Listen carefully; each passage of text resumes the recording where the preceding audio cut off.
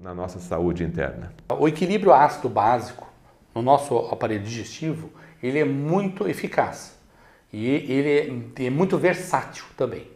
Então, o estômago secreta normalmente realmente o ácido clorídrico. E conforme o nível de proteínas na alimentação junto, ele pode secretar mais, ou se não tiver proteína junto, menos acidez. Com isso, na sequência da digestão dos alimentos, o pâncreas e o fígado também vão fazer todo um equilíbrio disso, dando esse equilíbrio ácido básico. E como nós estávamos conversando no intervalo, essa questão do pH, ele é importante, porque senão nós não fizermos um uso de uma água alcalina, o desgaste, vamos dizer assim, forçosamente, o organismo vai ter que produzir elementos para tentar tamponar isso. Tá? Então esse sistema tampão, ele pode ser feito através do bicarbonato, pode ser feito por algumas enzimas, tá? Então eles utilizam vários meios disso. Tá? Um dos elementos mais promissores nessa questão, tá, no dia a dia, é exatamente uma água bem equilibrada, uma água eficaz. E isso daí nos facilita exatamente uma prevenção, primeiro, de diminuir a imunidade pelo sistema de substâncias insulino-símile, semelhantes à insulina, o que vai fazer muitas vezes uma precocidade do envelhecimento da pessoa. Existem esses fatores de insulino-símile que são marcadores, nós temos 5 marcadores, né, são os mais utilizados na medicina. Desses marcadores, o primeiro, o segundo, o terceiro são os mais usados. O terceiro é o mais importante e que pega a parte periférica, mãos e pés. Tá? O que tem a ver mãos e pés, esses marcadores de insulina com relação ao pH? Tem tudo a ver. Por quê? Porque a partir do nosso primeiro envelhecimento, ele vai nascer exatamente nas partes mais distais do nosso corpo, mas nas mãos e nos pés. Se as células dos neurônios, de células fibras tipo C, que são as mais fininhas, são os neurônios mais delicados nas extremidades do nosso corpo, dos pés ou das mãos, morrerem, já começa aí uma regressão do nosso tamanho de organismo. E isso daí, ele é altamente sensível ao pH. Ele é altamente sensível. Então ele não é só sensível ao trauma, à pancada, a um esforço que a pessoa fez ou uma queimadura. Não. O equilíbrio do envelhecimento nosso, para se manter equilibrado, firme, tá? Ele tem que ter toda uma organização bem feita. Tá? Então não é só a alimentação vegetariana, etc. Não, tem que ter de tudo um pouco e adequado. A água é um fator fundamental nessa questão. Quanto mais a água tiver na ingestão um pH adequado, menos força o pâncreas. Consequentemente, os minerais mais utilizados para a formação de insulina, como por exemplo o cromo, ele vai deixar de ser absorvido em outros sistemas, como no rim ou como no sono, e a pessoa começa a ter um sono melhor. Então, o cromo é um mineral nutriente que participa do sono fisiológico. Muitas vezes as pessoas tomam água e não têm sono adequado. A pessoa tem uma alteração de pH e tem uma alteração do pâncreas alterado. Vai ter uma alteração, consequentemente, em todo o metabolismo do açúcar. Então, tudo está envolvido com tudo na bioquímica humana. Tá? A questão médica é que a gente fraciona em pequenas partes para procurar entender aquele trechinho apenas. Mas, na verdade, o sono está ligado com o açúcar, ligado com o cromo, ligado com o pH, ligado com a água, com tudo. Está tudo interligado. Está tudo interligado. Então fica manco eu dizer para você se a água fica somente ligada ao pH de acordo com o fator de bicarbonato, acidez do estômago. Não, tem mais coisas que envolvem. Tá? Então, quando nós começamos a equilibrar a pessoa, verificar processos inflamatórios, verificar a exigência daquilo, capacidade respiratória, porque nós produzimos também todo um equilíbrio ácido básico sanguíneo a partir da respiração também. Então, a própria respiração também ajuda os rins e ajuda o pâncreas. Então, você veja que é todo um equilíbrio. Tá? Então, no caso, a água, se ela estiver dentro de um equilíbrio, até a água sanguínea, que está dentro do plasma sanguíneo, também vai auxiliar na capacidade respiratória. Então, muda-se a capacidade de força física, muda a capacidade de resistência. A pessoa andava só uma quadra, hoje anda 2, 3 quadras a mais. Então, no caso, a questão da purificação sanguínea não depende só de máquinas como o rim, tá, extracorporal, que é a hemodiálise. Tá? Não, o hemodiálise é um rim, vamos dizer assim, que auxilia, é benefício para os pacientes em estados terminais, em que um rim não está mais funcionante, não tem mais rim para a pessoa. Então é preferível usar a hemodiálise. Agora, no meu caso, que eu faço já tratamentos nutricionais, verifico o centro nuclear da célula, verifico qual é a capacidade de energia que a pessoa tem, verificar qual é a velocidade que entra combustível e sai combustível do corpo da pessoa, aquilo que tem necessidade de atividade. Então, conforme a necessidade que a pessoa ponha, nós colocamos para ela, ela vai ter uma resposta melhor, mais positiva. Bom, pela sua resposta, então o pH é um fator fundamental na base da saúde humana. Ela é fundamental, sem dúvida. E ela é importante que seja bem equilibrado nisso. E o corpo fica constantemente tentando manter esse equilíbrio. Sempre lutando. Você come um churrasco na noite anterior, ele passou a noite trabalhando, tentando equilibrar tudo aquilo. Se você come pizza ontem à noite, é outra situação.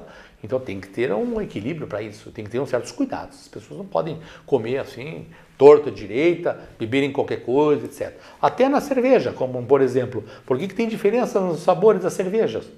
É água. E todo mundo já sabe que o segredo da cerveja é água.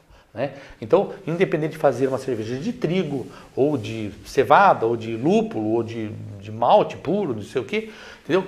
A água é um dos maiores segredos. E todo mundo sabe disso. Bom, o corpo humano é formado por, em média, 60% a 70% de água, é isso? 70% de água, sim. Então está aí a importância da água. Exatamente, sem dúvida nenhuma. Isso é fundamental. E o plasma também, a base dele é água, o cérebro também parece que 80% é de água. Exatamente, é bastante. A água realmente ela tem uma entrada e saída realmente importante, não é pequena não. Tá? É muito grande. E isso daí vai depender de um dos fatores principais e mais estudados na medicina. Tá? São chamadas membranas. Tá? As membranas celulares, hoje em dia, é uma das especialidades mais vanguarda na medicina no mundo hoje. Tá? Seja em qualquer campo, seja na neurologia, na oftalmo, na cardiologia, na nefro, o que se estuda de mais vanguarda na humanidade hoje em medicina é membranas. E nas membranas estão intimamente ligadas com a água. E todo alimento que você, através da alimentação, da sua refeição, tanto da água como de um alimento sólido também, após a digestão vai sobrar um resíduo, vai sobrar um lixo. Esse lixo normalmente é um lixo ácido. Isso, exatamente. Exatamente. Aí que está. O rim vai tentar botar tudo isso para fora, tá? O próprio intestino também vai tentar evitar com que isso seja absorvido, tá? Através dos resíduos alimentares. Isso tudo é devido a substâncias ácidas. E aí vai sobrar aí que forma o radical livre, que começa o processo de envelhecimento? Também, mas na verdade eu poderia fazer duas afirmações. Uma, a nossa morte começa no cólon. Tá? A nossa morte, o nosso envelhecimento, ele começa exatamente no intestino. Tá? É um dos pontos mais importantes e mais de referência, tá? Com relação à qualidade de vida. Quem tem intestino bom tem longevidade, e quem não tem intestino bom não tem longevidade. Tá? Então o intestino é fundamental. Tem muita gente que descobre-se sem querer, ou às vezes por alguma indicação médica de algum colega, diz o seguinte: tome água todos os dias de manhã cedo, tome um copão d'água. Fala até para inventar água morna, eu acho meio difícil, mas tem gente que toma e realmente depois o intestino funciona melhor. Por quê? Porque você está oferecendo uma água, tá? no aporte gastrointestinal. Aquilo entra e vai ser utilizado. Naturalmente, parte dos resíduos ácidos que tem que sair fazem o intestino funcionar melhor.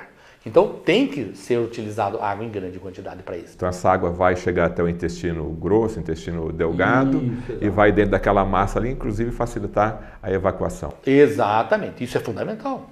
Tá? O intestino parou, é problema. Tá? Então um dos pontos centrais nosso é realmente o intestino grosso. E a água, para concluir, a água ela pode ser antioxidante? Olha, o efeito antioxidante da água ele é muito pequeno.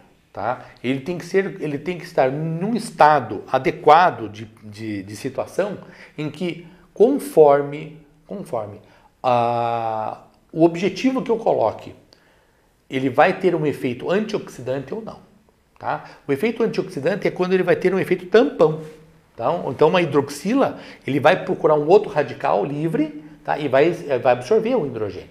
Tá? Então no caso, se eu coloco um ozônio, um O3, tá? Ele vai tentar fazer uma reação, ele vai tentar tirar o hidrogênio. Tá? Então ele se ligando com o hidrogênio vai formar água. Então isso é bioquímica pura. Tá? Então se a gente utiliza um ozônio, ele auxilia e previne problemas de radicais livres extracorporais. Aonde estão? No intestino. Então nós temos mais contato com o exterior do mundo por dentro do nosso aparelho digestivo do que pela nossa pele.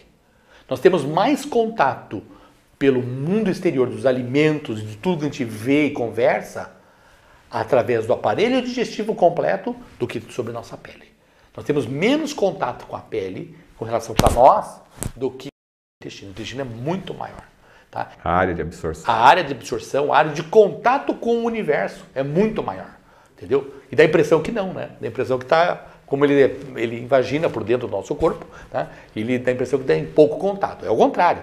O contato de nível de bactérias, nível de contato de vírus, fungos e outros elementos nutrientes é imensamente maior do que através da pele.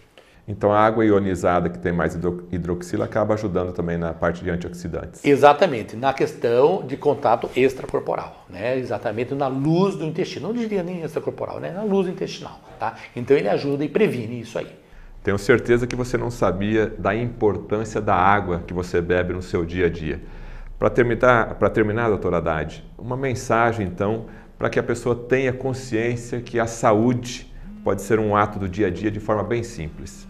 Bem, eu aconselho um cuidado e um equilíbrio no dia a dia de alimentação, uma alimentação vegetariana de 90%, utilizações de carnes apenas em torno de 10% no dia a dia. Frituras e outros alimentos pesados, como doces, massas em excesso, também prejudicam a saúde.